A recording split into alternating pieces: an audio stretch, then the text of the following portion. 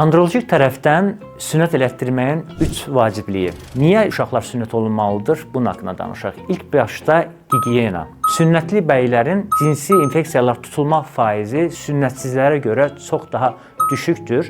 Elə buna görə də Afrikada artıq AIDS-dən, HIV-dən əziyyət çəkən ölkələrdə ciddi miqdarda həm uşaqları, həm də ki yetişkinləri sünnət eləyirlər ki, cinsi yolla keçən infeksiyalara tutulmasınlar. Eyni zamanda da Almaniyada da orada işləyən bir həkim olaraq yavaşdan-yavaşa gigiyenanın daha yaxşı qorunması üçün sünnətə üz tutulur. İkincisi isə qəbul etmək lazımdır ki, biz müsəlman ölkəsində yaşayırıq və bəylərin əksəriyyəti sünnətlidir.